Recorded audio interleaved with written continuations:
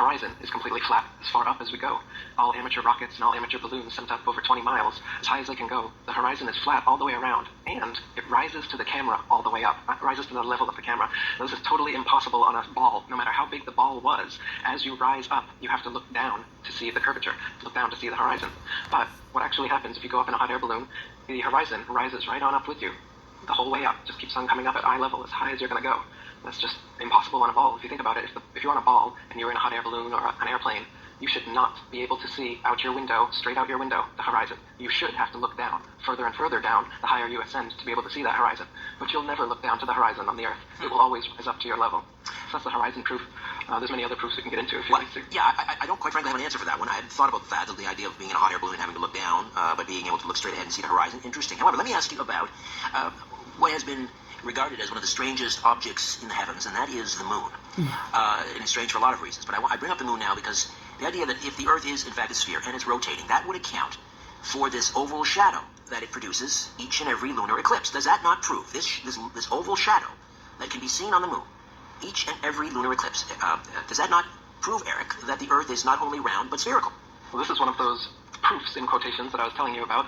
They claim that the shadow that goes across the moon during a lunar eclipse is actually the shadow of the ball Earth. And that's a proof that the Earth is a ball because you can see the ballish shadow eclipsing the moon. Now, in fact, it's been on record over 50 times in the past 2,000 years that there's been a lunar eclipse while the sun is still in the sky in the same vantage point that you can see an eclipse. Now, this makes their theory impossible because their theory maintains that the sun would be behind the ball Earth and the moon would be in a 180-degree syzygy, so they would be in a straight line. And that's the only way that you could get the ball Earth shadow on the moon from the sun, is if the sun was lighting it from behind. But as I said, the sun is in the sky many times while these eclipses are happening. You can clearly see them both. So the angle is not there. It's absolutely impossible that what we're seeing is the shadow of the Earth. And in fact, if you look at ancient astrology, ancient astronomy, you'll find that what does eclipse the moon is called Rahu, R-A-H-U, or the black sun. It's a third celestial body that they don't tell us about that is the same size as the sun and the moon that eclipses them. It's a dark body. And that's what causes eclipses, not the Earth's shadow. Are you referring to, when you mentioned this third celestial body, what some have called Nibiru or Planet X?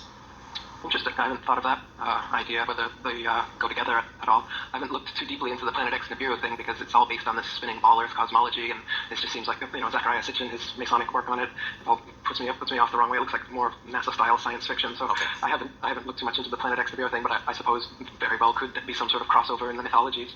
Are there, according to the Flat Earth research, does that then preclude the existence of other spheroid celestial bodies? Does that mean that all planets are flat, or are we the only sort of plate? Right. Well, we're a plane, not a planet. So all they did was add a T to the end and everybody bought it. But in reality, Earth is the only physical plane, and everything above us is just a light. So there is no spherical terra firma ball planets like Mars, Jupiter, and all these things that NASA presents us with. The moon landing is fake, and it's done here on Earth. The Mars footage is fake, and then done here on Earth.